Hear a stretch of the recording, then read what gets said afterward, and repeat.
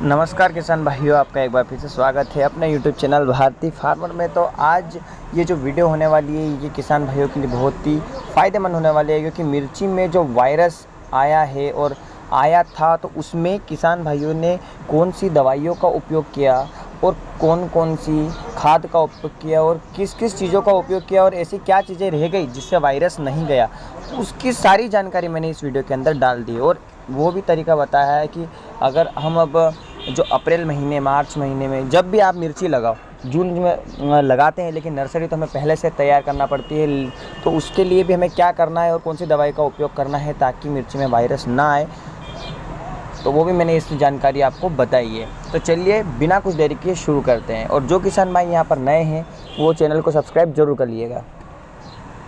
तो चलिए शुरुआत करते हैं हम यहाँ पर रासायनिक और जैविक दोनों तरीक़ों को मिक्स कर और दोनों तरीक़ों का एक साथ उपयोग कर कैसे मिर्ची में वायरस को ठीक किया जाए और ऐसी क्या पद्धति अपनाई जाए कि मिर्ची में वायरस ना फैले, और अगर आए भी सही तो मिर्ची का जो पौधा है वो खुद ब खुद लड़ ले खुद से और मिर्ची में वायरस ठीक हो जाए। तो उसके लिए सबसे पहले तो हमें जो बीज हैं वो टेस्टेड बीज लाना है, यानी कि वैज्ञानिक तरीके से टेस्टेड बीज का आविष्कार किया जा रहा है, उनको लगाया जा रहा है खेत में और देखा जा रहा है कि क्या रिज़ल्ट मिलता है। तो सबसे पहले तो हमें वही बीज लाना है जो टेस्टेड है। इसके बाद अगर हम बात करें तो अब सबसे पहले अब यहाँ पर नर्सरी को तैयार करना है, तो उसके अंदर वर्मी कंपोस्ट और गोबर की खाद को ज़रूर डालना है। इससे क्या होगा कि जो हमारे पौधे हैं वो बहुत मजबूत बनेंगे और उनकी जो प्रतिरोधक क्षमता है वो भविष्य के लिए बढ़ जाएगी और खुद ही वायरस से लड़ेंगे।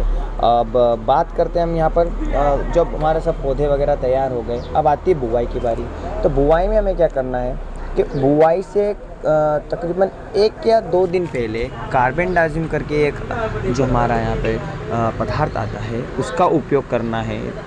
और इसका उपयोग इसलिए करना है कि बहुत बार क्या होता है कि जो हमारे पौधे हैं वो सड़न के कारण भी ख़त्म हो जाते हैं और उनकी जड़ नहीं बन पाती है। तो वो कार्बेंडाजिम का काम क्या रहता है कि उसकी जो सड़न है उसकी जड़ है उसको हम मजबूत करने का यहाँ पर काम करेगी। अब हमें पौधे को जब खेत में लगाना है तो उसके पहले हमारे खेत में मल्चिंग हो जानी चाहिए और ड्रिप की भी व्यवस्था हो जानी चाहिए। मल्चिंग किस कारण से, क्योंकि मल्चिंग क्या करेगी, घास की जो वृद्धि होती है या घास होती है उसको कम कर देगी बिल्कुल। तो बीच में जो घास रहेगी उसके लिए भी मैं आपको एक निदान बताता हूँ। घास का निदान करना क्यों ज़रूरी है पहले वह जान लेते हैं। इसलिए क्योंकि वायरस को फैलाने का एक ही मात्र कारण है और एक ही साधन है, वो है सफ़ेद मच्छर। अब सफ़ेद मच्छर कैसे पनपेंगे? घास की वजह से। तो घास का निदान सबसे पहले आवश्यक है। उसके लिए जो क्लोरोक्विन दवाई आती है उसका उपयोग करिए। बस एक बात का ध्यान रखना है कि जो पौधे हैं उनके ऊपर वो दवाई टच नहीं होना चाहिए। तो इस तरह आप घास को ख़त्म कर सकते हैं। और एक और बात कि निंदाई ज़रूरी है। आप दवाई का छिड़काव करवा दें लेकिन सूखने के बाद आप उसकी निंदाई एक बार ज़रूर करवाएं, क्योंकि वो वापस से पनप सकती है और उस बार अगर हमने थोड़ी सी भी आलसीपन किया तो उससे सफ़ेद मच्छर होंगे और वायरस की समस्या आपको देखने को मिलेगी। और जो पौधे रहते हैं और उसके पास जो घास होती है उसको छोटी ही अवस्था में उखाड़ ले, क्योंकि जब वो बड़ी हो जाती है तो उसको निकालने से जो हमारे पौधे हैं उसकी जड़ भी थोड़ी सी हमारे यहाँ पे कमज़ोर हो जाती है। इसलिए घास का निदान भी ज़रूरी है। अब आगे बढ़ते हैं कि सफ़ेद मच्छर, मैंने बात करी सफ़ेद मच्छर, तब उसको कैसे ठीक किया जाए। तो सबसे बेहतरीन रासायनिक तरीका हमारे पास है, क्योंकि इसमें मैंने जो भी तरीके बताए हैं वो सभी वीडियो से मिलकर बना हुआ है। सभी किसान भाइयों से मैंने पूछा है और उनके बाद निष्कर्ष बताया है कि कौन सी सबसे सफल साबित हुई है वायरस को कंट्रोल करने में। तो वो दवाई है हमारी यहाँ पर टोलेनफेनाइड 1.5%। जो 2 ब्रांड मुझे पता है, एक तो टाइची हो गया और पक्का करके आती है, एक वो हो गया तो किफन की आती है पक्का करके, उसका। ये दोनों का रिज़ल्ट बहुत ही बेहतरीन रहा है। इनका छिड़काव 7-7 दिनों में या 15-15 दिनों में कर देना चाहिए। तो ये तो हो गया हमारा रासायनिक तरीका। अब आते हैं हम जैविक तरीके की तरफ। तो जैविक जो हमारा यहाँ पर तरीका है मैंने शुरू में भी बता दिया है आपको, लेकिन एक बार और बता देता हूँ कि एक हमने दवाई बनाई है नीम का तेल, उसकी छाल, गोमूत्र और लौंग और काली मिर्च से। तो इस आयुर्वेदिक दवाई का छिड़काव आपको 7-7 दिनों में करना है। और इसको कैसे बनाना है उसकी लिंक मैंने डिस्क्रिप्शन में दे दी है, कितनी सामग्री लगेगी सब कुछ मैंने बता दिया है। अब अगर हम आगे बात करें यहाँ पर घरेलू उपचार की, तो घरेलू उपचार होगा हमारे यहाँ पर दूध। क्यों?